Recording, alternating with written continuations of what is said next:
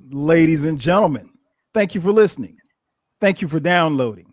And thank you for subscribing to the latest edition of the 12 Kyle podcast. I'm your boy 12 Kyle. And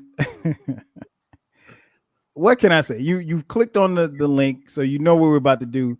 I have, and particularly if you're watching the video on YouTube, thank you for watching.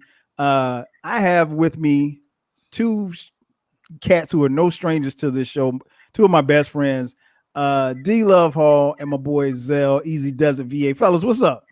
What's What going up? What on, up? man? Why Hey, you Kyle. laugh? I couldn't get through my Hey. intro, Zell. You over there laughing, Hey, man. look, dog. Your voice shifted so crazy in the mic. I was like, "Yo, who is this cat?" Like, his voice was so like radio ready. I wasn't prepared, man. I just talked. You know how they said Michael Jackson voice is really deep. That's how that was for me just now. Dog. You threw me off. We got to go through Okay. this every time we record. Man. Every time we record. The only difference is you just saw the magic. That's all. You just sound saw like it. Chuck Woolery, dog.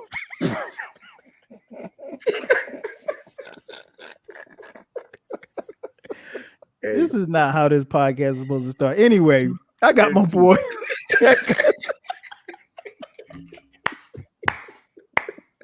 I got my boys D Love Hall and my boy Zell in the building.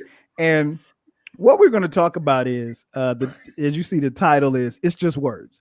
I just happened to be listening to a podcast a couple of weeks ago, and they were talking about something. I can't even remember what they were talking about, but the host said, "Well, why are you worried about it? It's just words." And it got me to thinking, like, a lot of times, we, particularly as Black men, or have words put upon us, and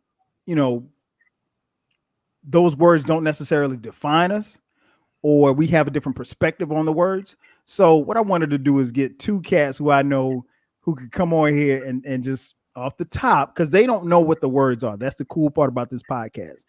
I didn't tell them about what the topic was going to be until 2 minutes before I press record, and they don't know what words I'm going to throw at them.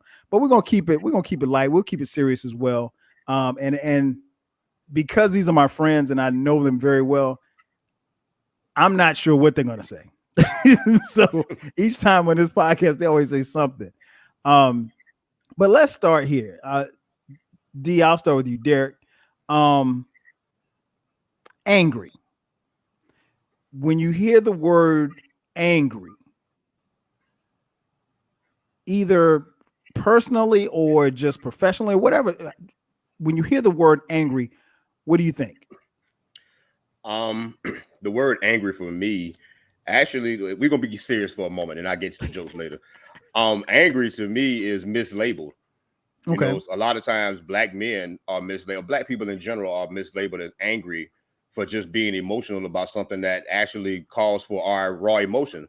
And we're not allowed to actually express how we really feel without being labeled as angry, when in some cases the anger is justified, but you don't want to hear what we got to say. You just automatically label us as angry. And then once you do that, it kind of dilutes the message we're trying to get across. So when I hear the word angry, I just think about mislabels all in a whole. No doubt. What about you, Zell? Angry. Yeah, I'm gonna have to piggyback on Derrick. I think it is definitely a natural emotion and a reaction a lot of times to things that are in conflict. And I think a lot of times, I agree that we get mislabeled for having this natural reaction. I think it even sometimes we as a people, as a culture, we are not really receptive to the space that anger needs. Anger needs its space to be able to be angry. Like that's an emotion that you need to have. Now you can't stay angry, and that's when it becomes a little toxic. But I think we have looked at that word. We react to it so negatively that people almost internalize their anger to their detriment. A lot of times, and then when it finally it comes out probably 10 times way worse than it probably should have ever been if you would allow the space, the time, the understanding, and the grace to express your anger. So I don't know if I'm answering the question or not. No, but I guess perfect. Perfect. I don't know about, I got You're lost a rolling. little bit. Yeah. Yeah, But yeah, I agree. I think you're right. It could be mislabeled. I think it's a natural emotion. Uh I can't really say that I get angry a lot or even a little, to be honest. Um, but I think it's a natural emotion to have, and I think we should have moments where we do get angry. I think I'm probably more frustrated than I get angry. Um, I can't even really tell you like the last time I was like angry, but I can tell you last time I was frustrated. So like I guess for me, like frustration is just a step beneath angry. But a lot of times, like you said, Zell and Derek, people get labeled as being angry, particularly black women, black men, and I don't think that that's fair. But then again, the world isn't fair. So, when you display that emotion, just let people be in that emotion because, like you said, you can't be angry all the time. And more often than not, when you're angry, it's only going to last but for so long. So, it's really about, containing and not being defined by that particular emotion because we all are equipped with different emotions. So, never let that define you or let anyone tell you who you're supposed to be as far as if they view you as being angry. Um Next word. And I'm interested to hear your take on this because this is a word that we've discussed before. Um Derek, I'll start with you because I think I know what Zell gonna say, but ain't no telling what he might say. Um, happy, happy. Oh hell. Lord, Lord have mercy, Jesus. Okay. Get focused. Get focused. This about to be funny. Hey, Kyle, you need to hit record twice. This is gonna be one of them moments. It's recorded. I'm almost tempted to pass. No, you got to answer. I'm gonna answer. I'm just saying that I'm really interested to hear what Zeke got to say about that one. But the word happy. Wow. Sometimes, listen, I am who I am. Sometimes the word happy can actually be like a false equivalent. People don't really know what happiness is in some cases. They think they know. They let other people define. What happiness means to them, but it don't necessarily mean the same thing to everybody. Some people were happy with the Super Bowl halftime show. Some people weren't. It's just it's false equivalent, man. I'm gonna keep it simple. Happiness is what you define your happiness to be. One of the things that I've hated over the past, I say 3 to 5 years, is looking at social media define what happiness should be to you. It's the worst thing that is happening. I know people love social media and they love getting on there telling their stories and doing their memes or whatever, but to watch certain people look at what social media defines as happiness and it makes you miserable because you're not living that way, but some people are really false in their social media life. It's really a disaster. I mean, these kids don't know how to take the world nowadays. A lot of adults don't know how to take the world nowadays because they think happiness is what social media says what it is. And that social construct of social media defining happiness is terrible. So when I hear the word happy, false equivalent is you got to make your own path, your own way of what you define happiness to be, or the word happy.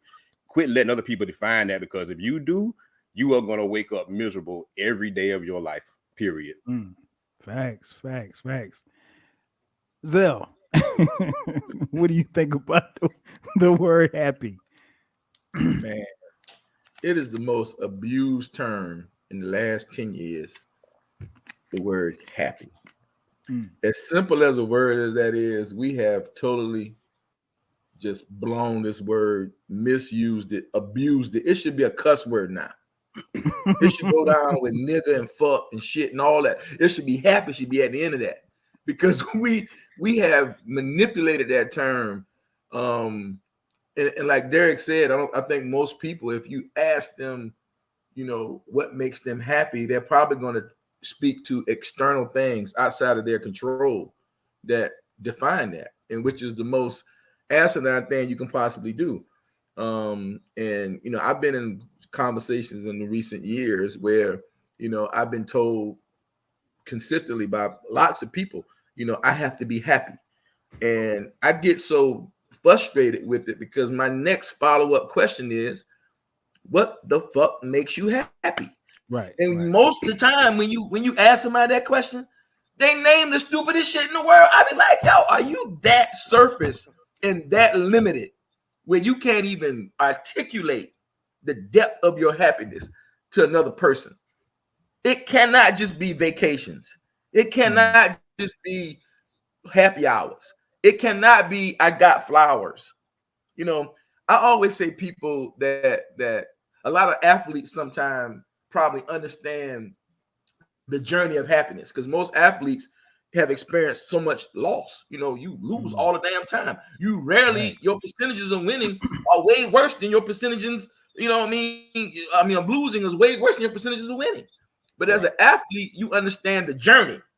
The joy is in the journey. It's the ups, the downs, the overcoming, to not be able to do something and then working hard and being able to do something because you put the work in.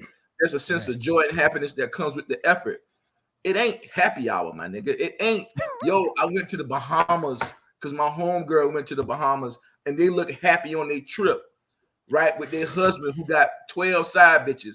But you gonna sit up here and tell me you happy because you with them. You know what I mean? I'm sorry. Too much. Go in, man. Go in. It cannot. We ain't got save on. I can't even get, save on. And Kyle, we can't go get no edits, but no, ain't no edits. Come on, man. They ain't nothing getting edited out of this podcast. And look, it's just the trauma of the word because you can't even have a conversation. Like I've had conversations recently with women of interest who have, they almost. I like how you phrase that, women of interest. Go ahead. Where I've been in conversations where I've been told like, oh, this makes me happy. And listen, I'm not saying that you can't get some joy out of like going to the beach or the Bahamas or wherever it is that you get. I'm not saying that's not a credible thing, a credible source that adds to your happiness. I'm not saying that. But when it defines your happiness, you're going to be in search forever. Like sometimes there's happiness in the grind. And a lot of people don't want to associate negativity with happiness. So they think it's all supposed to be great. Man, like a lot of the things that have the most value to me in life came from failing at it first. That, and then I know it sounds like hella demented and dark, but if it's too easy, to me, it don't really have no value to it. It's not really creating, that. That's why I always equate like athletes. They understand the journey. They understand like, Tom Brady won 7 Super Bowls, but look how many Super Bowls he didn't get to. Right. You know what I'm saying? Like he probably mad about he played 17, 18 years or whatever it was. He probably mad about the 12 years he didn't make it. Right. Versus felt like he should have made it the whole time. Yeah. so yeah, I'm probably a little more dark when it comes to the word happiness because I don't associate it with frivolous surface things. I do look at the journey, the overcoming, the source of happiness, the value that things bring to you outside of being able to snap your finger. We can swipe our credit cards and go to Bahamas tomorrow. I mean, after you get back, you're gonna still have the same debt, the same problems, the same things you got to work through, to get over, to find that thing, and sometimes I measure my happiness like, man, did I give it my best today? Like, did I go and chop the wood today like I was supposed to? And sometimes having a sense of, to me, like I'm happy when I have a sense of accomplishment. Like, okay, I woke up this morning, I worked out, I went to the, you know what I'm saying? I did this, I got this done at work, I finished this little task, and I go to bed feeling good about I did my thing. You know what I'm saying? But guess what? I gotta get up and do that shit tomorrow. You know what I'm saying? Like, right. It's not like superficial. So I'm gonna stop there before we run out the whole clock. So No, man, you good. You good. Great answer. Both of you. I agree 1,000%. I think happy is it's you have to be very careful with that word. I like the fact that you said it almost should be a cuss word because it's a lot of times that's the default word. You know what I'm saying? Oh, I'm happy. I'm happy. Okay, well, that's cool. And we can all find happiness in everything. But I think I've gotten older. I've tried to find more happiness in smaller things than the bigger things because it's the smaller things that get me to the level where I'm trying to go. Um, I don't think, any level of happiness should be defined by material things because what happens is, and I learned this actually, honestly, talking to my uncle years and many, many years ago, he was telling me, I think this was like when he was still in the league playing in the NFL. He said something about a teammate who had just signed a contract, but he was miserable. He didn't tell me who it was, but he was like, the dude was miserable. So he's got all this money, but he thought once he got the contract, everything was going to be, cool. He's got more money than he'll ever have and he'll be fine or whatever like that. But the money can't define you, and it can bring you to material things. But the thing about the material stuff, that stuff only lasts for a short period of time. And so, I remember sitting in the dorm at South Carolina State, thinking, okay, yeah, man, I can't wait till I get out of college. I'll get me a job and get me a house and get me cars and all stuff like that. And all of that stuff is cool. But like you said, Zell, the journey to getting there made the happiness come in.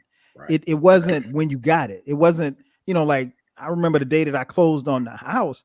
It wasn't like, of course, Instagram wasn't around in 2001, but it wouldn't have been an Instagrammable moment for me. The moment would have been, those days where you sitting around trying to put two nickels together and you don't know where it's coming from. And so I found that, the struggle really has created the happiness, and it's small things for me. Like it's outside of, my family. It's about small things. Like I could be happy finding a song that I've never. I'm like, oh, that's the shit. Where was I? Where was it? Or finding an artist that nobody knew about, or I didn't know about, that somebody put me on to. I can find happiness and stuff like that. Little small things. The bigger things don't. I guess, and I don't know if it's me getting older. It doesn't matter as much, And I think you pour that into yourself and into other people. So I want to piggyback and follow up on happy. When we talk about happy, the elephant in the room, can you make somebody happy? I don't think that you can. You can contribute to their happiness. So you got your hand raised. Go ahead. Hell no, you can't make nobody happy. No, you can't make nobody happy. But Kyle, I did want to add to your conversation about your personal happiness. So let me tell you what I like seeing. What this is the one thing that Kyle, out of all the stuff that Kyle posts on social media. Oh Lord. The one thing that I enjoy that you post, it is so simple because it represents so much to a man, or at least me. When you post your grill with the temperature on that motherfucker. Hey, listen, out of everything you do, dog, it speaks to me, man. Like, yo. The grill post? Huh? The grill post. Be like 78 degrees, Atlanta, Georgia, and you be having the grill in the background. I'd be like, yo, he probably got like a hiney. You know what I'm saying? He got the umbrella in the back. He probably got, you know what I mean? He's probably done snacked on a couple of cheeseburgers while you know what I mean? Like that right there is like the epitome of like a man relaxing in his element. And and that's what it is, like, really. It really is. I want to take a picture of a grill and go chill because Kyle chilling right now. Yeah. Ain't nobody bothering him. You ain't no podcast, ain't no topics. It's just straight up grill, 78 degrees, Atlanta, Georgia. Ain't no picture, just the grill, bro. And no food on the grill. I'm not taking pictures of the food either. It's just the grill. Nope. Hey, we gotta imagine what's going on in the grill. We like, hey, he get the steak. He got some mahi going on. Yeah. What is he doing down there? And you know what's funny? People always ask, "Hey man, so what you cooking?" I was like, "Well," and then I tell them what I'm cooking, but I never post a picture of the food. Just never. Nah, That hey, is so funny, man. the fact that you got to do that, be like, yeah, dog, I can like go on the deck with the grill. You got charcoal. You ain't got no gas, John. You know, Gotta get yeah, charcoal, man. yeah. But no, you Oh my can't gosh, make that's nobody funny. happy, man. You can't make nobody. No, if you Nah. try, you can do just because flowers. You can do edible arrangements. You can do trips every year, and that's going to add to the happiness. And yeah, look what he did, but it's not going to make the person happy. They can get all that and still look at you and be like, I'm not happy. You know, they still can hit you with that. And then you looking at them like, yo, really, my nigga? Like, you know what I'm saying? That's what we doing. We still gonna hold happiness over my head. Like at some point, you got to go and make yourself happy. So so it's the Will and Jada epiphany. They took it a little bit far, but you know, they did make themselves happy. I don't know. I mean, yeah, I mean, but you're right though. I mean, like I know somebody. I can't call him a friend. I have an associate who, you know, married, and you know, he said, man, I'm just trying to make my wife happy. And as it turned out, she wasn't happy, period. So I'm like, bruh, there's no way that you can make her happy. If she's not happy with herself, if she's not happy with what she sees in the mirror, if she's not happy with what she has within. I was like, bro, you like that hamster on the wheel. You're just running. Yep. You'll be running forever. And but that's a great point, man. It comes from within. I gotta remember that now when I post my my grill videos. When I post my grill videos. Let me see another word. Zell, I'll start with you. Loyalty. Man. Another word that probably needs to be reevaluated. I ain't gonna go as hard on loyalty as I will. I mean, loyalty is in the eyes of the beholder. Like at some point, you know, this is gonna sound kind of crazy. I guess the older I get, the more flexibility I give people in that regard, you know, and maybe I think I adopted a principle a long time ago where I had to begin to like not put so much on people around you, you know, brothers, sisters, even parents, friends, cousins, whatever. Like sometimes you put loyalty on a dynamic where, you know, may not be fed as a person, that may not interpret loyalty the same way. And then you walk around with some low-key disappointment when in actuality, you know what I'm saying, that skill set or that ability may not be there in that person to be what they need to be or what you think they need to be. Right. So I've granted a lot of grace in that area to not leverage that expectation over the people that mean a lot to me. So like, you know, granting people grace. Like, for example, I'm trying to come up with an example without not saying nothing too crazy. So like you go through things, and I went through a couple of dark periods, you know, maybe, you know, two most recent was my father passing and my divorce. So I go through both of those and I don't know what to expect from my support system in those moments. I mean, what do you expect people to do? Right. Really, like, you know, I found myself being in my head a lot about the isolation that those feelings bring during those moments and not knowing how to use your support system to feel better about it. And then you're like, well, damn, I mean, shouldn't my brothers and sisters be calling me every day and checking on me? No, I mean, I just didn't know how to deal with. So what I like to do is look at, you know, everybody don't serve every purpose, and every friend don't serve every purpose. Every brother can't be what you need them to be. Every sister can't. So you got to let people be who they are in that space, in that time, whatever they bring. You just got to be grateful for it.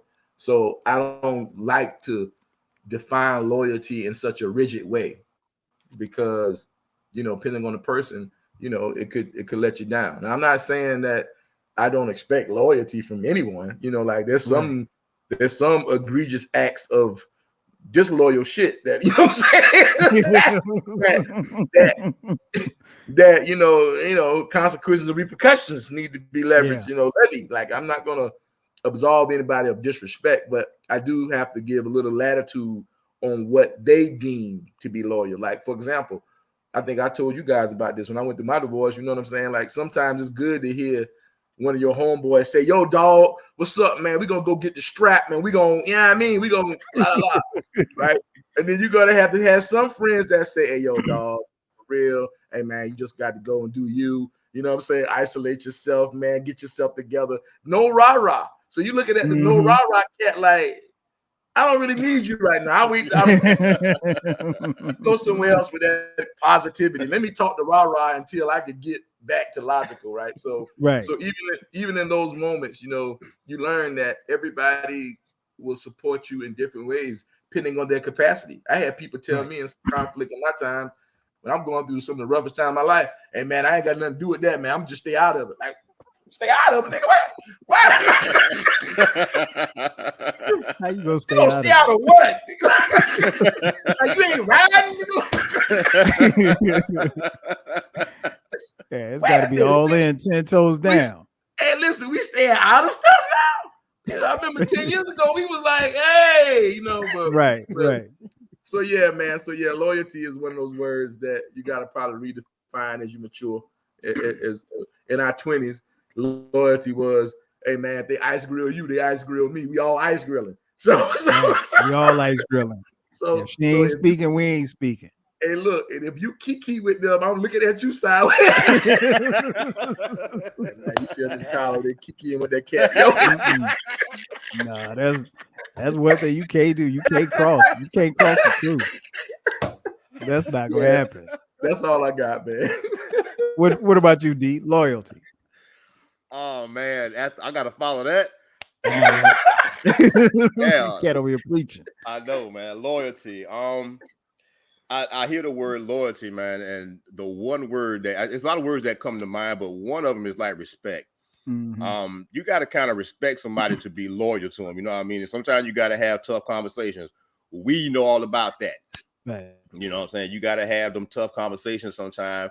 And in our crew, we've had situations, and if we don't have that level of loyalty amongst ourselves, we don't work through those things the way we work through those things. You know what I'm saying? People fall out. We've seen people fall out all the time. Right. We've seen people fall out all the time. And to me, it's a level of respect and loyalty that they didn't have to each other that didn't, get them through that. I'm not saying that for all people who fall out, but, loyalty, when you talk about loyalty, you really got to honor and respect the person that you're claiming to be loyal to, because if you don't honor them and respect them, you're not going to be honest. And if you can't be honest with them, you're going to mess around, and the things you should say to that person, you're going to say to somebody else. Right. That's when your loyalty falls, or your disloyalty kicks in. You handling business with somebody outside the circle because you can't be honest with the person that you should be loyal to. You know what I'm saying? So loyalty can be defined in many ways, but honor and respect just pop into my head over and over and over again. You got to honor them and you got to respect them. You got to listen. Y'all done called me out on my shit. I done call y'all on y'all shit. I got to respect it. Because if I don't respect y'all like that, I know that y'all coming from a good place. Right. You know what I'm saying? Y'all coming from a great place. And our friendship speaks to loyalty like a motherfucker. You know what I'm saying? Just we've been through a lot together, and we've all seen some dark times and faced some things, and we've needed to be there. You know what I'm saying? And we know who to talk to about certain situations. We know who's gonna be the cool cat. And we know who's gonna be the rah-rah cat. That's why when he talked about the rah-rah, I had to just put my head down. Like I might have said that. I don't even remember what I said. It's a possibility, you know what I'm saying? But that's my man. So it's you're not gonna and you're right. You kikiing in somebody else's face. Nah, bro. Nah. Don't even come at me about that. Don't even come at me. So my level of loyalty speak. I just it's different for me, man. I come from a different place. Y'all know, how I come from. Right. So Right, right. that honor and respect means everything to me. So, Mhm. that's what it Yeah, is. I'm with both of you. I think it's interesting that Zell, you said what you said, because I'm actually the opposite. I put too much into the loyalty piece because I feel like I'm extremely loyal. So for those who I'm extremely loyal for, I expect the same in return. And you're right, maybe that's not fair to them because, maybe at some point I'm going to need them and I need that loyalty to shine through, and they don't. And it's going to affect how we interact, because if I'm giving you 100, I need 100 in return. I can't get 99 from you. I need 100 because I'm giving you 100. And that goes for friends and family. But I've learned as I've gotten older how much to put into each person, you know. And I think because I was always taught, like, you, especially when people get close to you, you if you allow them to get close to you, be it family or friends, then you keep them there, and you keep them there until they prove that they aren't to piggyback on your word, de-trusted.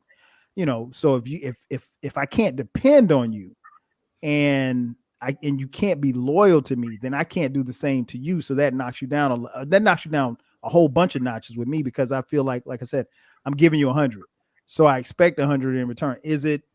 Am I being logical in thinking that the people that I'm giving 100 to are going to give me 100 in return? Probably not being logical, but honestly, that's the only way that I know, and that's only for a select few. So I've been fortunate enough to not necessarily have those select few burn the loyalty for me. Um, if it happens, then it's going to be a problem, because All right. again, I've given you 100, I've given you everything. So I'm definitely expecting the same in return as far as loyalty is concerned. And it's funny because, like, I especially with my sons as they're getting older, um, Dion at the time of this recording is 22, Cameron's 19, and they have their friends, their close friends, and their close friends, a lot of times remind me of us, and and I was telling them, like, look, man, there's gonna be some time. So y'all ain't really, as friends, because they're in college, they haven't had those rough times, the lifetimes where you're on your own and you need your boy to come through. I was like, but they'll come, and it might test your friendship. I was like, but I was just teaching them about, just being loyal and being able to be there and be in place for those when they need you. Next word. D, laughter. Talk to me about laughter. Oh, wow. Damn, something we do all the time, and I can't even put words to it. I mean, all right. When I hear you say the word laughter, I think of a lot of people need to laugh more. With this pandemic going on and people being stuck in the house and can't do a lot of things they used to doing, a lot of people getting real sad. You know what I'm saying? Mhm. They sad about everything. Everything is just making them. Ugh. They need to laugh more. Some things that used to be jokes, you can't joke about anymore. Everything is all, we gonna cancel this person, we gonna stop doing this, because it just laugh. Sometimes we need to laugh. Everything ain't meant to be, funny, but a lot of people really need a good laugh over some things that used to be funny, but now they're scared to laugh because society is gonna call them some kind of phobia. What I'm saying? Everything's a phobia now. You do anything, you a phobe. And it's like, do y'all know the term phobia? Do y'all know what it really means? Or y'all just piggybacking on what people are saying as a popular word? Like, there's no fear in what I'm doing here. The shit is just funny. You know what I Mhm. mean? So a lot of people just need to loosen up. You know what I mean? Get the broomstick out of their ass and laugh. What about you, Zell?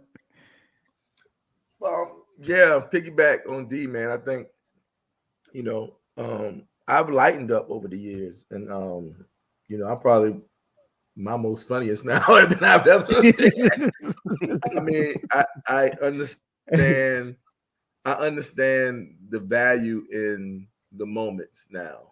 I probably didn't understand that as much as a younger person, because you think you're gonna live forever and everything's gonna be Mhm. perfect and everybody's gonna always Right. be around. You start losing some people and you start experiencing significant loss. It changes your perspective on the moments a little bit. So now my Right. moments I try to maximize them. So, I'm probably the clown like in 90% of my circles. And I wouldn't say I was probably the clown. You said probably. You said probably. Probably, man, because I know. Probably. Hey, look. Not in our circle. Hey, look. Whenever you go into any circle, like social circle, and everybody say, "Oh Lord," when you walk in, like, "Oh Lord," it's Here you come. There you go. Hey, what he mad about today? Right. So man. it works both ways though, man. I will say I've learned to laugh. I've learned to embrace the moments and live in the moment a little more. Take a little bit of pressure off, what you don't know. You know what I mean? Like always trying to get ready for the next moment. Sometimes you just got to stay in the moment and enjoy it, laugh, and create those memories. Because at the end of the day, I mean, that's all you got, man. I'm still laughing about a lot of our memories that we've had together. You know what I'm saying? Like sometimes I'm watching TV and I might just think back and I might just giggle like these niggas crazy. Like, and nobody might not have a clue about what I'm thinking about. So while the other side to laughter that is a part of me too, because I could be a little sadistic at times. So if you see me laughing, that might not always be a joke coming. You know what I'm saying? Yeah. I might be like, all right. You know what I'm saying? Okay. You know what I'm saying? That's what we're doing. Oh man. Yeah, I'm with y'all, man. I'm with y'all. I try to laugh about something every day.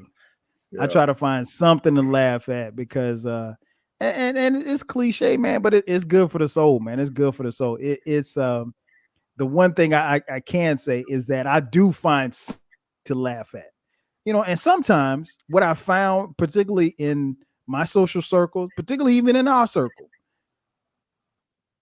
you can laugh at yourself because y'all make me laugh at me on some of the stuff that I've said or done. And maybe I didn't really realize that I did it the way that y'all say that I did it. And we won't get into this. Oh, that what we doing? Is that what we doing?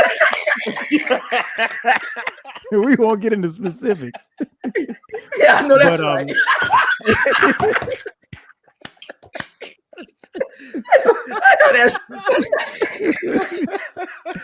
But yeah, y'all make me laugh at me. So I think as long as you can find something to laugh at, I would tell anybody, man, find yourself a podcast, find yourself a clip. I don't care if you got to go on YouTube, TikTok, wherever. There's this one clip, man. It's an interview, and it's famous. It's an interview with James Brown on CNN.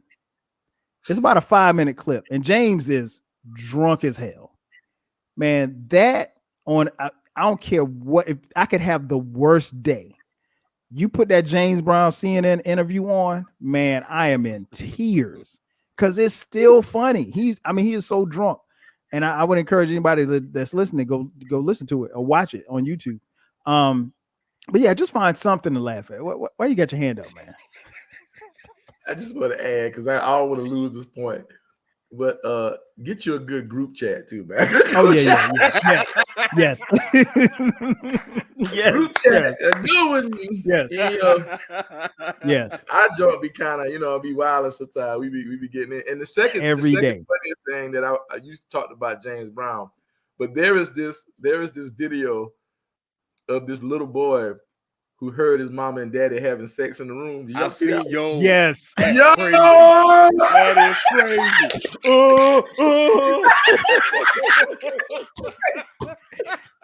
What makes it so funny? His facial expression. Man, yo, that joint, bro. I could watch that joke 10 times in a row.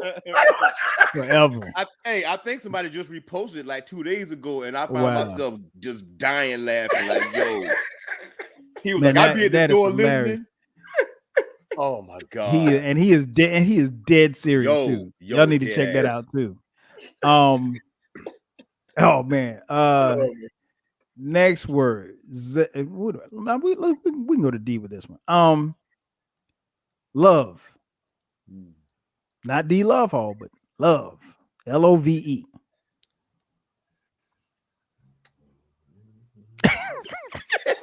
Straight from the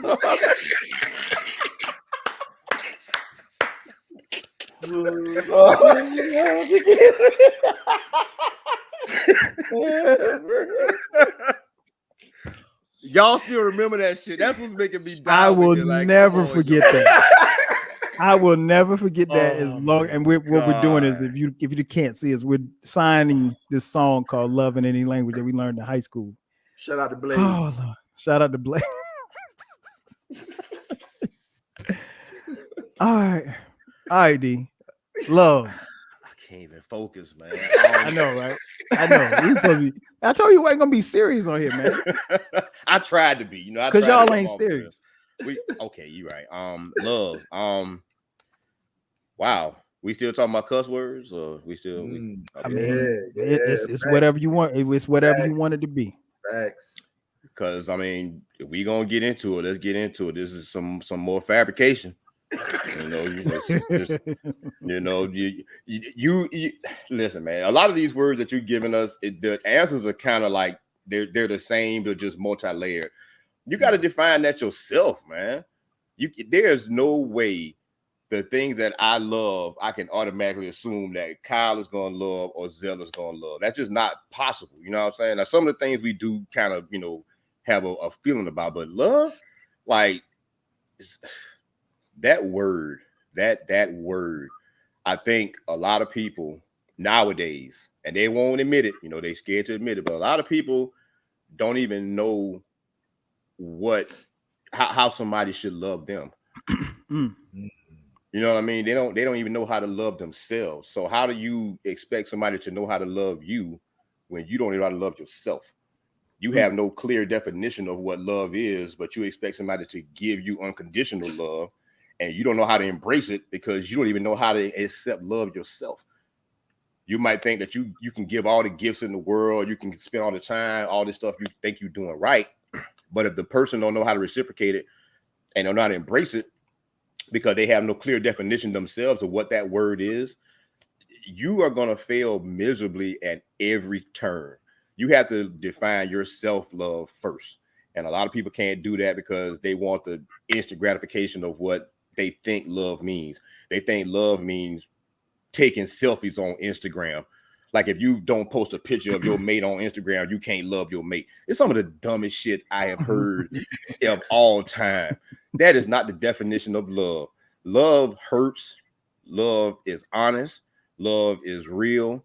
Love uncovers all the shit that you try to keep compact to yourself.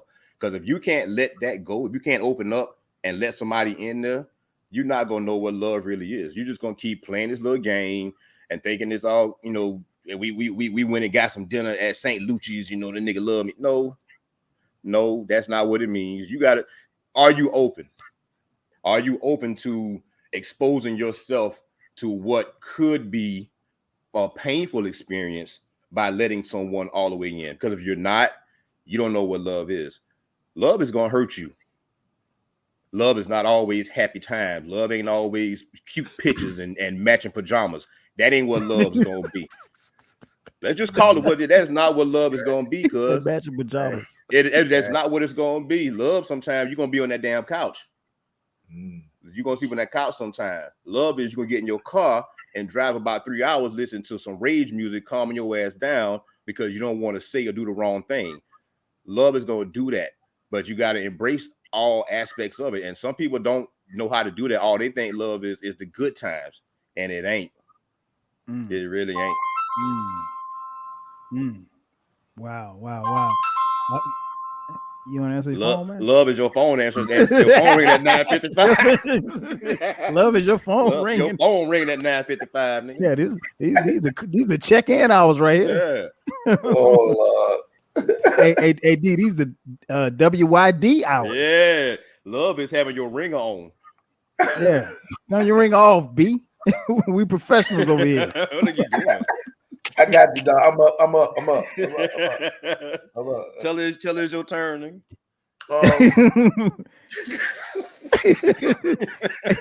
Hey, why I feel like we just got a little D Love Hall spoken word a little bit just Hey, now. let me tell you. He done dropped a couple bars in there. Hey, like the whole time he was talking, it was like resonating with me. Y'all remember the Lauryn Hill skit where the teacher there asking the kids about love? Yeah. I was like, yo, Derrick just hit us with all hit us with all them kids' answers, all of them. But no, the funny thing about that Lauryn Hill thing, that skit was I guess he was in the classroom asking them, wasn't the question about love? Yeah, I believe it was. Yeah, and teacher asked about kids about love. So they gave all of these answers, and for their age, it sounded pretty good, right? Okay, so I'm almost like 50 now. Mm-hmm. So if I'm having a conversation with somebody and you sound like the Lauryn Hill skit, how do I how do you process that? And you're like, have we not evolved on that concept? Because sometimes it sounds so elementary at times when I hear the discussion about love, right? So I agree with everything Derrick said pretty much. It's like, I think we've had all these conversations about the literal expression of these words versus the deeper meaning and how you actually, engage in how you express these words to people, what that reality looks like. And I could just say for me that it's a challenging concept because, love languages, people have written books on how to express love and try to categorize love so people can understand that what you're getting is an expression. It just may not be what you prefer, but can you respect someone else's expression? Can you respect how this person loves, even though it's not the love that you prefer? And that takes a whole lot of maturity. I had a conversation. I'm gonna tell you, my mom actually spoke to love languages one time. She was telling me about her marriage, and she'd been married 60-something years or whatever it was. And she said that her and my dad used to always have these cat fights and pick on this, and I'm trying to project onto you what I think you should be, and vice versa. My daddy trying to tell her the type of wife you need to be. You need to make sure the beans is hot when I get home or whatever it is, right? And my mom is trying to project onto him what his version of manhood should be. And like, you should be doing this and provide and protect. Everybody come out with these, these cliche things about what they say, and everybody starts saying the same thing. I immediately start raising a red flag. You just regurgitating stuff now. Right? So, but my mother explained to me that her marriage changed when she changed and she stopped viewing him through a version of her love. She had to start recognize. That's a bar. She had to start recognizing the version of love he was giving and validating him for that. Because when you begin to do that, then he began to do more to make sure that he was doing his part in the marriage. But before that, it was coming across like he wasn't good enough, or everything he did wasn't quite right, or you should have done it like this. And she said she had to do a check because there was so much cat fighting going that she had to take a step back.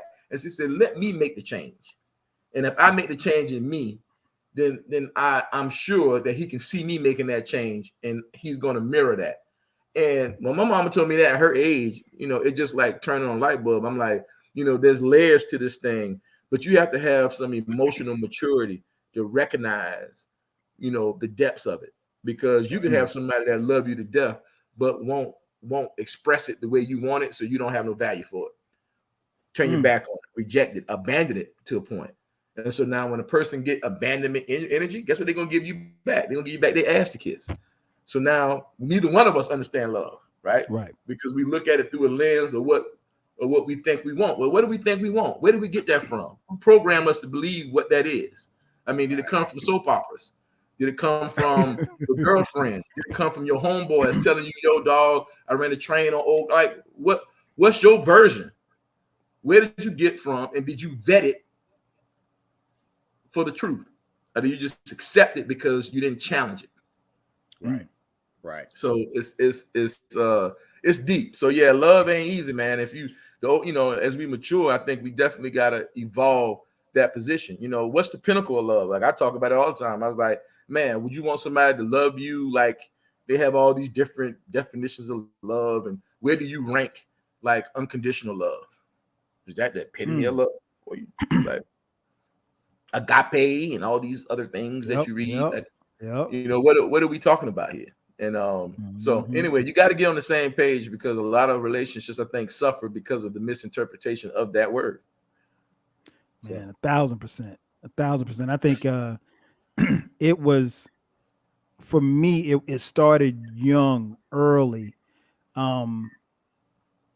Having my parents get divorced when I was 13 and not hearing the word love thrown around the house, even though I knew they loved me and Damon, but never getting that word thrown around. I mean, like we tell our kids all the time, every day, we love them. We love them. The boys check in from college. Hey, before we get off, hey, love you, whatever the case is. So it's known, but what I found, especially as I've gotten older, is that love is constant and it's constantly changing and it's constantly evolving. You have to be aware of how you love yourself. Right. So if you and your self-love is going to change. So if your self-love changes, why won't you expect the love that you've involved into someone or poured into someone to change? I don't love me the same way I did 20 years ago. I mean, I feel y'all know me, I'm extremely confident, but my self-love is a lot higher, because I feel like I'm a lot higher. That's just me, but you might have somebody else who 10, 20 years ago didn't, maybe they loved themselves at a 10 and now it's at a 7, so now you're competing with that. But love it's undefinable, really. And it's funny because me and Brandon were having this comment. Brandon, for those of you listening, Brandon is our 15-year-old son, our youngest son.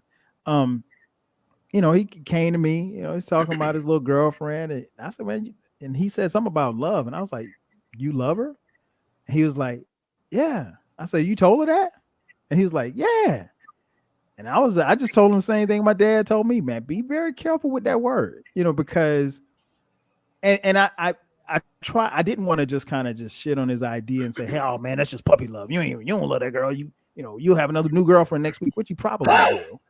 But the reality is that, even in me being his father, I don't want to define his love because I don't know what he feels. He just told me that he really, really likes this girl, but he's in the 9th grade. The reality is there's probably going to be 20 other girls between now and the time he graduates from college. But yeah, I just learned at an early age, just like that wasn't a word to play around. So it's very few people that can say, Kyle told me that he loved me. Stop while you're here. I'm just being honest. Put your damn hand down. Put your damn hand down.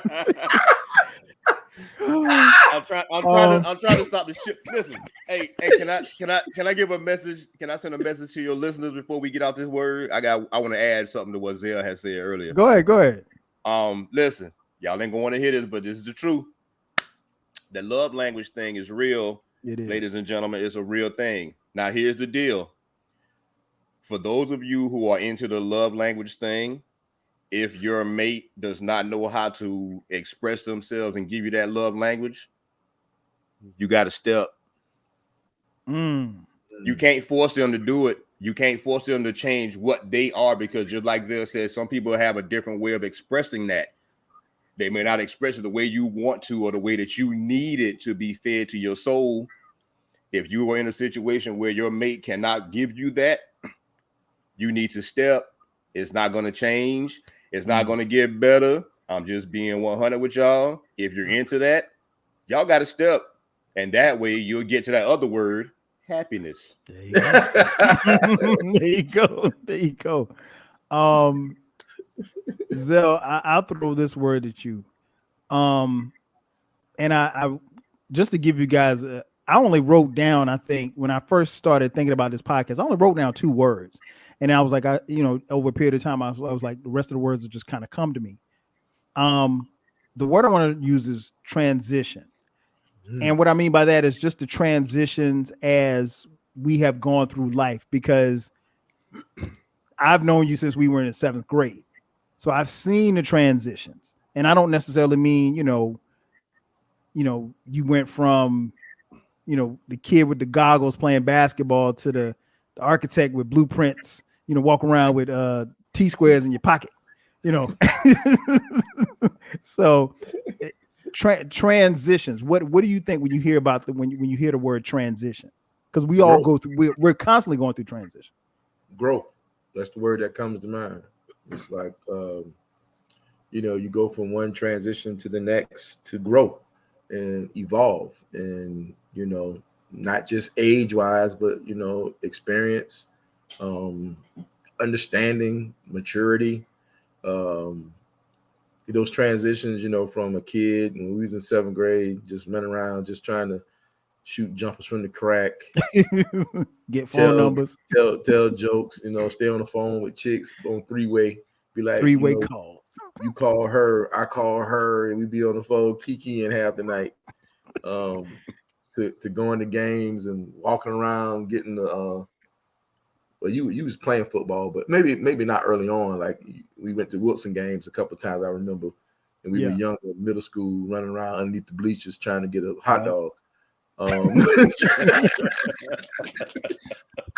I mean, we did some things to being in college to maturing and everybody, coming home with full goatees and experiences and to watching each other get married, to having babies, to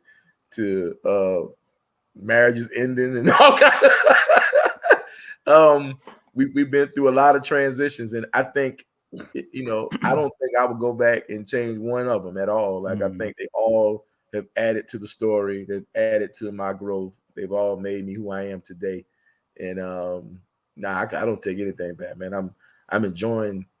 I'm probably enjoying life more now.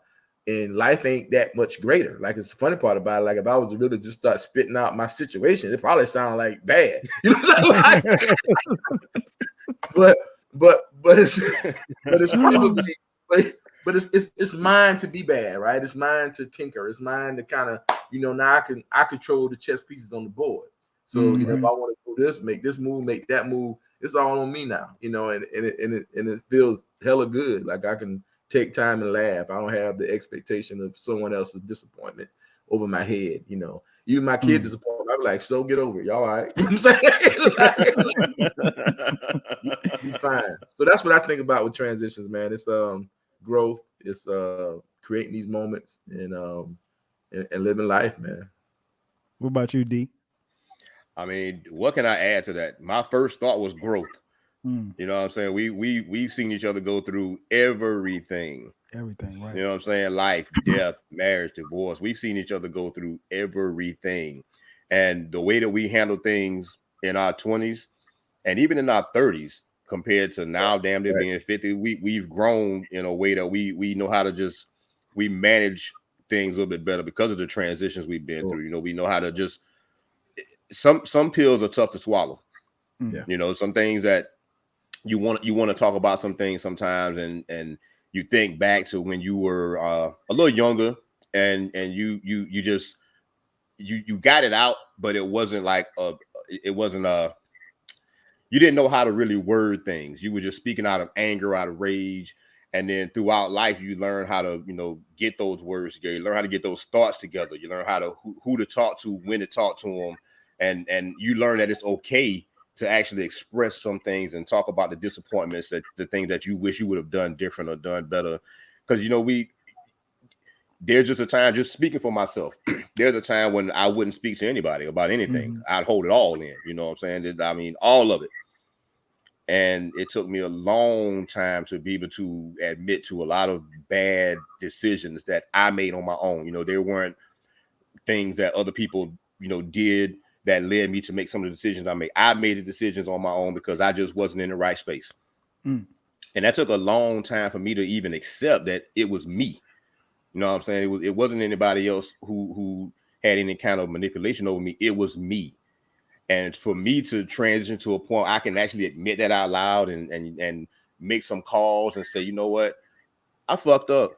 I'm sorry. I hope you can forgive me. But if not, I understand. Right. That is a transition for me personally to be able to make those calls and to say those words and mean it. You know what I'm saying? Anybody can say I'm sorry. Anybody can say, I didn't mean to do something. But if you don't mean it, if you don't have any meaning behind it, and you don't embrace what you actually did wrong, you can't grow from that. So for me, my personal transition was just being able to embrace the small things I did wrong and actually enjoy some of the things I actually did right that people just didn't want to acknowledge or didn't want to give me credit for. I didn't need it, but I thought at one time I did need it. My transition over life let me know I don't need your justification in order for me to say I did something good. I don't need you to justify my being, because I had to get out of my head of thinking I needed that from other people. I didn't. So that piece of growth for me and transition for me, it was like such a weight gone.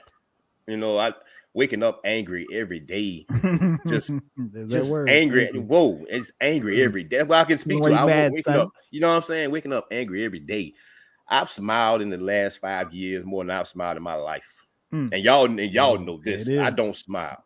I've smiled more in the last 5 years than I have in my entire life. And that took a lot for me to understand that I had to talk to some people. I had to get some things out of my system. I had to grow out of some bad habits that I had developed, the walls and the barriers that I still work on from now and from time to time. I had to really let some of those things go. That was my personal transition to where I am now. So now, I'm still working on a few things here and there, but I at least know now that I can work on them. I at least know now that it's okay for me to stumble as I work on those things, because I wanted to just stay in myself and just keep it all in. But now I can actually let some of these things out because I have to do it in order for me to grow. So that's been my personal transition. Oh, no doubt. 1,000%. I think both of you hit the nail on the head on a lot of topics. I mean, a lot of points. Transition for me really is something that is, like you said, is growth. It's about your evolution. This was one of the original words that I came up with because, as you guys know, I will be turning 50 at the end of this calendar year. And so, God, no. I know, man. I know. And it's crazy because it's like, I don't feel 50 and I don't look 50, minus these gray hairs right here. But what is 50 though? I don't know. I don't know what 50 is. And it's funny because I started thinking about maybe what I want to do for my birthday. And then I was like, we're in a pandemic. I don't want people to get sick. I was thinking about having a party and I was like, we'll still be coming down, man. We're gonna come down. I knew you had a 50, you had a 30, you had a 40, and you got better. I don't know, man. We'll see. What?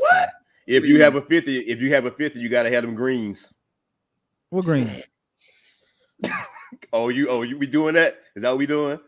What greens you talking about? I'm lost. You want me to say it and go say it in front of your people? No, don't say it. Don't say it. Say it off here. Say it off here. Anybody got some rooms? So anyway, I just caught that.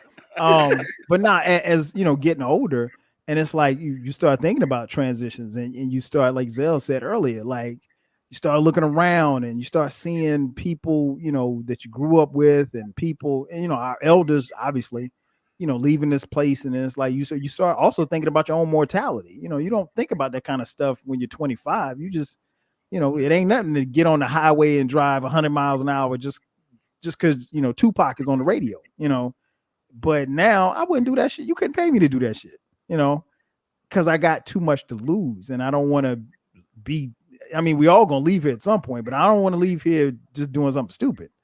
But just growth and evolution, and that's what I think about transitions. And we all go through them, but it's funny because as you approach 50, you know that, 50 has happened, but you also looking at it like, well, damn, how did I get to 50? Like, Right. like it don't, because it don't feel like it. Because I can remember 1982. I remember 1982 like it was yesterday. And it literally feels like it was yesterday. And I remember 1991 and 1996 and all of these years. And, I remember events and stuff, like you said, that we've done together as friends. And it's like, it don't seem that long ago, but, you're in a different space because of the transitions. The next one I want to talk about, Uh-oh. 2 words. D, I'll start with you. Social media. There was no way we could do this podcast without talking about social media. So you tell me what you think. Social media, wow, an unnecessary necessity. Mm, Um, I know there are some people who live vicariously through that machine. mm. And listen, let me be clear about something. Yes, I'm on social media. I'm on Twitter. I'm on Instagram. I'm on Facebook. That's where I stop. But Reddit. You You need ain't. to get on Reddit. okay, I'm on Tumblr. My bad. So we we I listen. ain't no Tumblr was still around. It's around. It's around. Anyway, I get it. Let me start by saying I get it. I'm not gonna sit here and say it's the devil's playground, whatever. But over the over time, where it started as one thing, and it's grown into something that I, the mind control it has over some people, it is incredible to me. It is really incredible the way that it controls some people. Like you can post anything you want. And by the way, ladies and gentlemen, Google is your friend. Okay. You can post anything you want. And if it's something that you want to believe, you will believe it without fact checking any part of it because I saw it on Facebook. Yep. It is it's just so it's mind numbing. Is dumbing down society. It's making us lazy. Um, Delusional. I can think of a trillion things it does wrong. Now it does have some good points. You can communicate with some people you haven't seen in a while, Facebook wise. You can get real information. There's real information that's out there that people are really like researching and putting out there. There are other musical venues you can look into, avenues, and get some good information. There are some good things about it, but the bad parts that the people who are brainwashed do not want to admit to themselves that they are brainwashed, it has done the most horrific things to people's mindsets, man. And it's like I really, really don't understand. Other than if it's something you really want to believe, you are just gonna believe any post that you see that looks like something you want to believe. You don't have to fact check a damn thing.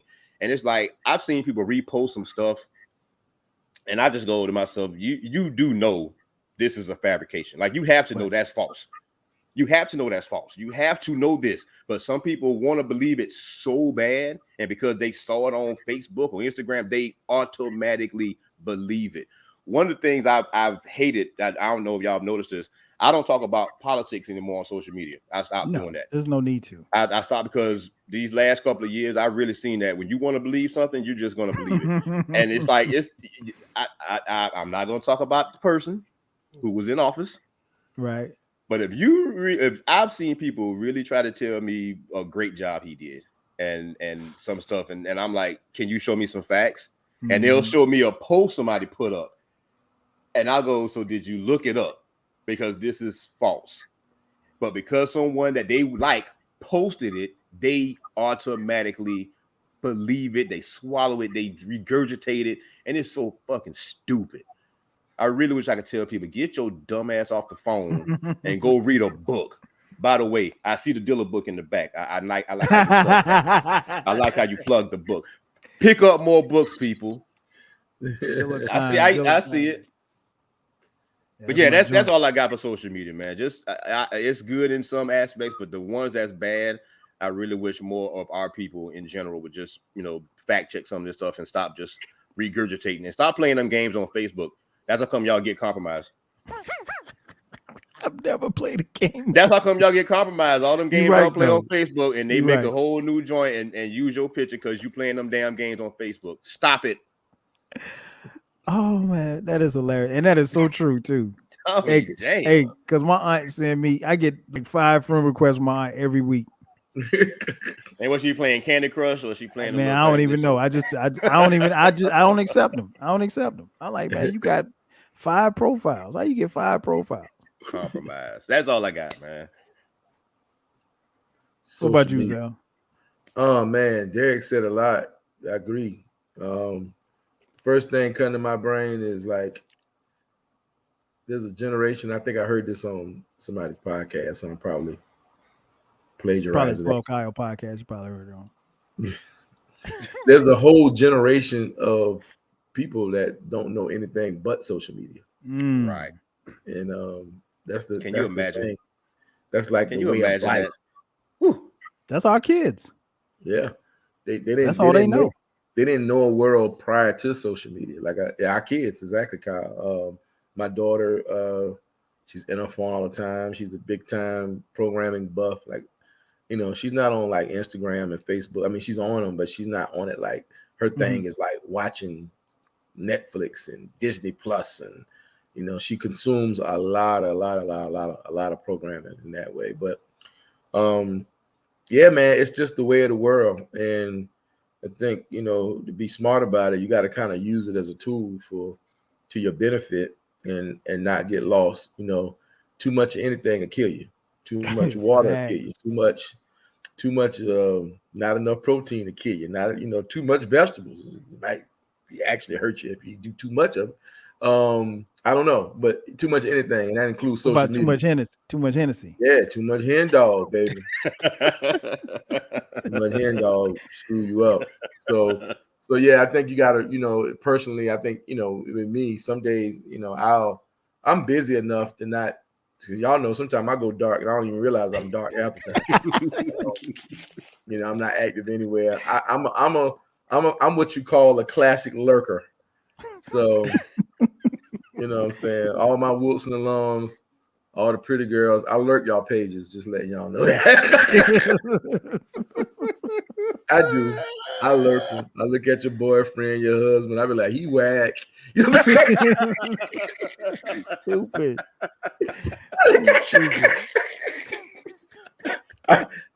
Hey, I really do. Hey, look, and then I go to homecoming and say, this one, I'm gonna go ahead and flirt with this one. I saw her pictures. You know what I'm saying?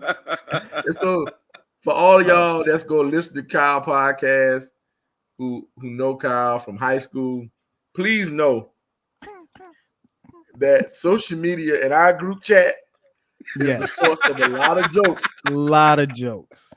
So a lot of, and you know, everybody can get it. Everybody can get it. Hey, look. Hey, some of our well-known friends getting it in our group chat. Bad. Getting it. Bad. Getting it. Hey, look, it's so bad. It's so bad, 12 fans. That I hope I'm not divulging too much. You already have. You already have. Hey, listen. So somebody asked me what the ocean symbols mean in my response to people's posts. I said I can't tell you. I have to kill you if I tell you. Right. But yeah, man, the group chat and you know, so just be careful what you post because you never know. All of that is for public consumption. It is. And you know, and you can and will be the running joke. I've been trying to get Mr. 12 Kyle to actually take some of our subject matter from the group chat and make a podcast topic. I can't. And I have a few that I will share one day, but maybe not on this. Not on this episode of 12 Kyle. I can't do it. Too much exposure, man. Too much exposure. You know what's funny? What I'll say about social media. Something I heard. I think I heard it on. I want to say I heard it on Bomani Jones' podcast. He said, Twitter, for instance, he said for some it's a place. For a lot of people, it's a place. He said, but for us, it's a thing. And I was like, you could make the case like that for social media. It's a thing, because we were the last generation of people who grew up without the internet, and I have conversations with my sons all the time. Like, man, y'all don't understand. Like, we went outside. That's why I like to be outside. Why, Dad, why you on the grill? Because I want to be outside. Oh, Dad, it's 100 degrees. I don't care. Like you said, there's a certain level of peace and tranquility. Me sitting on that deck in 90-degree weather, cooking hot dogs, because guess what? Ain't nobody coming out there to bother me. But you know what? Because I'm used to being outside. Grew up outside in Florence, South Carolina. But yeah, social media, it has its, pros and cons. Like D said, you can connect with people. It really was meant, I think, to disseminate information, for the good. But you take a medium like Twitter, and I was on Twitter in the early days, like when nobody was on Twitter. I mean, like we were on Twitter, and the tweets were so infrequent that you would send a tweet, and then like everybody who followed you would get a text message when you sent a tweet. So, I mean, I can't imagine doing that now because, and back then you only had like maybe 10, 15 followers. So everybody, it was like a group chat really, but it was just on that public forum. And then, right. I'd probably say around 2000, maybe 2009, 2010, somewhere around there. Definitely, no, I'm sorry, 2011. That's when everybody showed up. Everybody showed up and Twitter changed. And then, Instagram, Facebook, all of that stuff.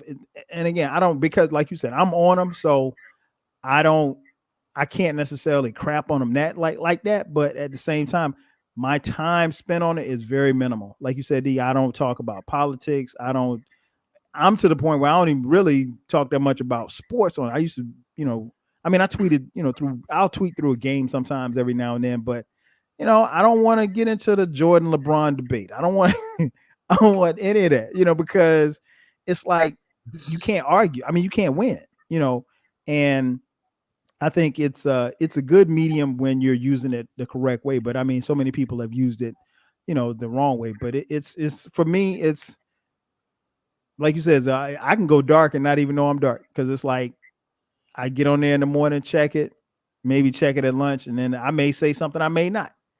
And what's funny is like Zell tweets so infrequently that I get notification when he tweets, and he tweets like maybe once every 3 months. So he sent a tweet. My phone was beeping the other day. I was like, man, why my phone beeping? And I forgot that I had my notifications on. Like, I don't know why he is like one of the few people who I get notifications from because he don't tweet. So he sent off like 4 tweets. I'm like, man, what is this dude doing? Is he working today?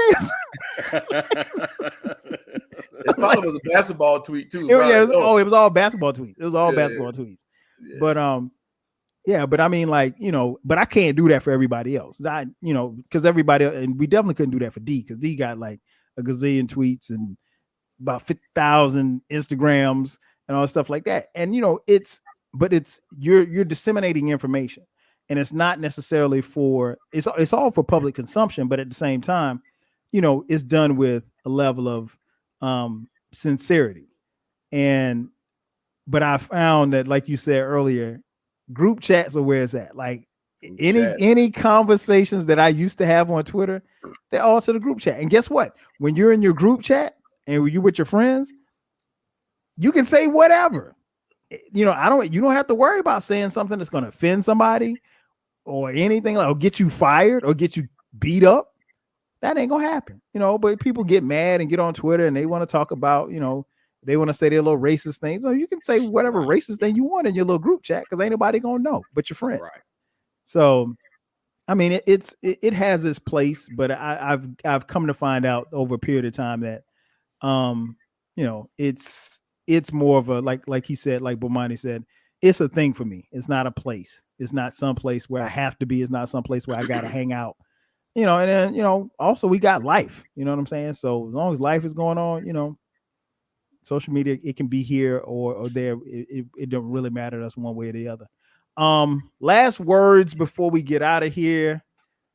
Something we love. Derrick, hip hop. Talk to me about hip hop.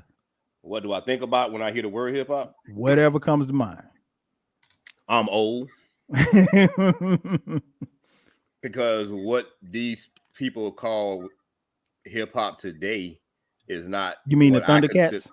Yes, I thank you for saying it for me. I don't consider it to be hip hop, but again, that's a thing. I had to get off the porch a little bit. Mm. What I define as hip hop may not be the same definition for the Thundercats. Mm. I don't listen to a lot of new artists. I just don't. I just saw something. I know I'm old, but I just saw something about the mayor of New York was trying to get social media to ban drill music. I'm like, what the Yeah, fuck I is drill saw music? that. I'm like, what is that? I don't even know what that is. So that lets you know how You don't old want to I know. am. Like, You don't want to know. I don't. I'm sure I don't. So when I think the word hip hop, I think about I'm sorry, Zeke, the '90s. You know, I'm with Kyle a little bit on that. I see, but I got my new cats a little bit. But the '90s was the pinnacle for me. My definition was the '90s. And now sometimes I go back and listen, I'll be like, man, we were spoiled. Because there were a lot of great, not the main artists, but there were a lot of artists that was just making great hip hop music back then. And I'd be like, damn, we were spoiled. I thought this was gonna really continue forever. And there's a new definition now. You know, it's I don't even know what some of these dudes be. I've tried, man. Unlike 12, I've at least tried to give it a shot. I've at least I tried to tried. listen to. No, you haven't. I've at least tried to give it a shot. And it's like I can't do it, man. Some of it I can, but a lot of it I cannot do it. And I work with some young cats in the warehouse. We play music every morning when we load our trucks, and we kind of rotate who's playing the music. So I have to hear it sometimes. Sometimes it's this young dude, he plays it all. And some of it I'll be like, okay. And then some of it I'll be like, no. I gotta how long is this track, my dude? Like, really? Right. So it's hip hop, man. I'm always love it. I'm always be a fan. I really want to embrace some of the newer stuff. I'm trying. Some of it I can get into, but some of it I can't. I really I just can't, man. It's just, and I hate to do that because I feel like Dwight. I feel like my father when I say that, but some of it to me, I don't even know how you can define it as music sometimes. Right. Because some of these artists, I was talking to somebody at work. I'm gonna try to wrap this up. I was talking to somebody at work, and they was asking me about hip hop back in the day compared to now. And I said, well, a lot of artists back in the day were hungrier back in the day because you had to actually have a certain skill, and we the fans, we demanded more from the artists back in the day. You had to make an album back in the day. You had to make a bomb ass album back in the day for us to respect you. These new artists, all they need now is to make one track a year that streams well, and they're considered great. Right. I'm like, no disrespect to y'all, Queen Cardi, but when she gonna make a record? When she gonna make an album? They artists don't have to make albums anymore. They make one track a year that streams, and they get paid. Once they get paid, they've made it. They don't. And because we as fans don't demand more from them now, we don't demand anything from our artists now. They can be lazy and put out the stuff they're putting out. But when we were engulfed in it back in our time, that sounded old. Back in the day, back in my day. But we demanded more from the artists. You know what I'm saying? We demanded more. You know what I'm saying? You had to speak to us. You had to speak to the growth. You had to speak to the growth of the culture. And artists today don't necessarily speak to the growth of the culture anymore. They just trying to get paid, and it's obvious they're just trying to get paid. And then you got some of these radio personalities who push it because of payola. We all know how that works now. The curtains have been pulled back. We know how payola works.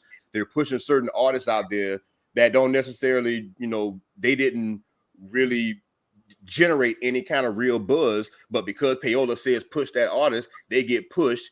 And then if you say anything negative about one of these hot artists, oh, you're the hater. You're the hater of haters. And it's like, well, can we have a discussion? And can I tell you why? No, you just hating. I'm like, all right. So that's why, hip hop now, of hip hop for me, the pinnacle was the 90s, early 2000s. After that, it gets kind of murky because the artist, man, it was about a rebel. It was about being rebellious and all that stuff, but there was also a message as well. There was like diversity in the music. Mm-hmm. Where's the diversity? There's no more diversity anymore. So I hip hop for me is just it's what it was. It ain't what it is. There it is. There it is. What about you, Zell? Hip hop. Hip hop to me is like social media to my kids. Right? It was. We were born into it, literally. I mean, Run DMC was my first album that I brought, actual album that I played in my crib. And I believe my brother brought it. He helped me get it. We went to Ray's Novel Shop. Ray's. Shout out to Ray's. Ray's. Hey, Ray's still there too. Ray's. And that was my first purchase hip hop album, Raising Hell. And then I was getting familiar with it as a kid, and then today, so it's basically the soundtrack of my existence, pretty much. So yeah, I do have like the newer acts. I'm really not into like the B-sides, but I do listen to the greats of the era. So if they got a hot single, I'm not as like anti-commercial as my cohorts. I used to be, but I'm not anymore. Like I'm a playlist guy now. So yeah, you got dope playlists. Yeah, playlists to me, you just take the hottest songs and put them in a playlist. So, there's some things that I like just because I like the beat. It ain't even no more complicated than that. Like, it's hard. Like I be like, and so I'm a sucker for a dope beat. I ain't gonna hold you. You know what I'm saying? So like, if the beat dope, then I'm a just go ahead and give it. I think I heard one of my favorite like hip hop personalities is what's my man name? Irv Gotti. Okay. Irv Gotti is like one of my favorite hip hop personalities. Like he's up there with the ditties and just like classic personalities. And so he was talking about I think I might have forwarded this clip on Twitter one day because I remember him saying this, but he talked about how when him and Ja was 50 was beefing, and how he said 50 dropped in the club with Dre. He said as soon as he heard like Dre production, he was like, all right, let's see what Dre do at 50. He East Coast artist, he ain't really had that much success with Nas and all that when they got it. Let's see what happens. And then he said, Irv said he heard the Dre beat, boom, boom, and he said, "Oh my God, oh my God!" And he said, "Okay." He said, "Relax, everyone, relax. Let's see if he rode the beat. He probably didn't connect the dots with the beat. Probably didn't do it." He said, "You can find me in the club." He said, "Oh no!" He said, "Gentlemen, Ja," he said, "everybody, buckle up. We're about to be in a war." That's what he said. and the fact that he said the beat did it for him, like when he said you heard the Dre drums coming in, boom, boom, and he heard that Joe hit. He was like, "Oh my gosh!" Trouble. So you know when they listen to music, they listen to it with studio speakers. Like they don't listen to it. So you can imagine him in the studio and the speakers just busting. He's just like, "Oh my God!" Yeah, he can't do nothing with that. So I'm kind of a sucker when it comes to like good sounding music, and so some of the melody driven stuff today, some of the production, some of the beats, some of the drill stuff. You know what I mean? It'd be kind of hitting a little bit. Now, lyrically, I'm not a big fan. It's hard to be like a fan of the lyrics, but every now and again, you'll get a cat that says something and you might can't understand it with the melody and the singing and stuff, and then you go back and you be like, oh, he caught one. You know what I'm saying? Like he Right. caught a bar, right. a bar or something in there. You be like, oh, like I heard what you said. Like, you know what I mean? Like that's how I be at work sometimes. Yeah. I mean, if you got, you got to be a little open because it's not going to sound like Nas. Like Nas put out 3 back-to-back, almost great classic album.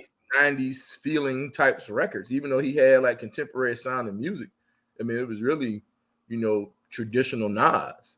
And, you know what I'm saying? I mean, it sounded great to me, but you know what I'm saying? Like, I don't know about everybody else, but it sounded great. It's great. Yeah. So, yeah, man, hip hop it is what it is, man. It's a soundtrack to our lives. And I don't think, if you go on my Spotify and look at my playlist, I'm all over the place. So all over the place. Man, I went in the gym and put on his because I didn't have nothing to listen to. I was in the gym and I was like, let me go to his playlist. And man, I was like, let me just put this on. And the title said mumble rap. And anybody knows me, I ain't listen to no damn mumble rap. But it was a joint that came on, I want to say from Kodak Black, maybe. Hey, man. And it was tight. I was like, because I'm working out, so I'm not paying attention to the lyrics, but the beat had me amped. And then it kind of clicked. I was like, okay, I understand why. And I always say this about music. I understand why people listen to it. I understand why some of it's is as popular as it is. I understand why people listen to Drake. I understand why people listen to Cole. I listen to Cole. I don't listen to Drake. But I can also understand why somebody would listen to Kodak Black or Gunna or the Lils, Lil Baby, Lil Fart, Lil Squee, all of them boys. It's not something that I'm going to listen to, but that particular day, I ain't had nothing to listen to. I listened to Zell's mumble rap playlist, which was right beside the gospel playlist, which kind of threw me. I don't know how you got a gospel playlist. And never would have made it. This dude had, and I'm talking about his playlists are like 7, 8, 12 hours. Like they're long playlists. So it's not like it's just 4 or 5 songs. But yeah, man, I agree with you. I think hip hop it's been the soundtrack for us. Has been obviously anybody just listen to this podcast knows how much I love hip hop. It's something who the best right now, K Dot, in the game. The best in the game? You mean of the Lils and the current rappers? I don't even know if I can answer that. I don't even, because I'm a default to the old heads. I don't even know if I can. I guess. I mean, you got the big 3, man. Come on, we can at least. I could always say Cole, Kendrick, and Drake. Yeah, I said who the best. That's what I asked. I like Kendrick. Kendrick's my dude. I'm gonna go Kendrick. I'm gonna go Kendrick over everybody. But Cole is hard, man. Cole is, and Cameron's a huge Cole fan. I bought him. The only reason I gotta give Cole an edge right now because he putting out. Yeah, his content is crazy. And that's what I was thinking. I was thinking like Kendrick's my dude, but where he been? Well, you know what? Kendrick, I think, operates under that 80s mindset of I'm gonna give y'all an album, and then I'm gonna tour, and then I'm gonna wait. And it's I get it. Yeah, but I'm just saying. I'm waiting. I'm just thinking in the time that you've been waiting. Right. Cole has been hitting.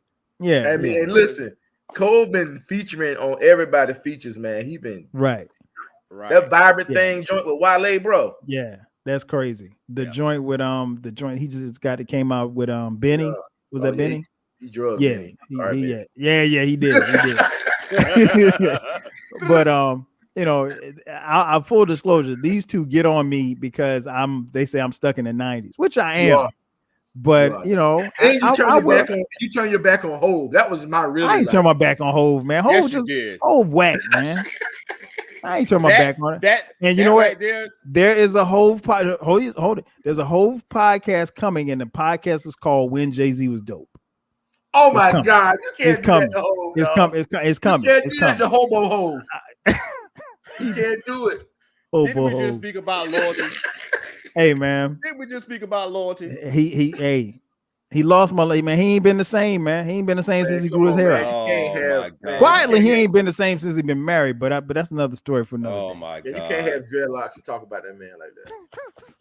Is that what that is on his head? Man, Dreadlocks. come on, man. Shit look You better terrible. stop, Come man. on, man. But you gotta retire. You gotta retire all your Yankees if you do this. You gotta retire all your blue Nah. All Yankees. the teams. button ups that you ain't worn. Yup. in 20 years. Yup.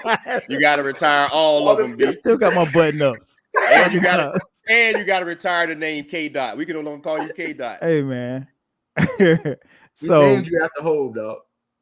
yeah, I was telling him. I was telling somebody that it was like, man, why they call you K Dot? I was like, because we went to a club one night, and it was a dress code, and I kind of notorious for breaking the dress code, and I showed up with some S dots on my feet. Make they my wouldn't cipher complete.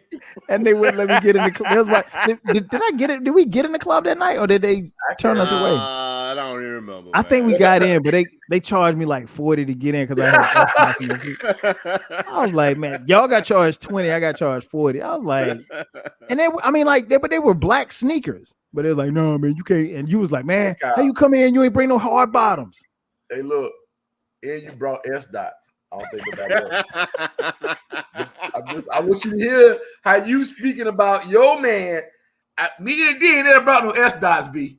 Hey man, I got a hookup on him that time. S So. dots We on don't my care. feet. We don't care. My cipher complete. What more can I say, Guru? You know Play what? the beat, my nigga. Let me wrap this podcast up, man. Hey, I want to thank everybody for checking us out. Thank you for checking out the YouTube channel. Make sure that you subscribe to the YouTube channel, youtube.com/ spell it out, TWELVEKYLE. Make sure that you subscribe to the podcast. The podcast drops every Thursday at midnight. From time to time this year, we'll be dropping bonus episodes on Sundays at midnight. That's going to do it for us. Again, the title of this podcast is just words. We came up with some words and we just talked about the words. I had my man D Love Hall and my boy Zell in the building. Hey, that's going to do it for us. We'll catch you guys next time. 5,000. Peace.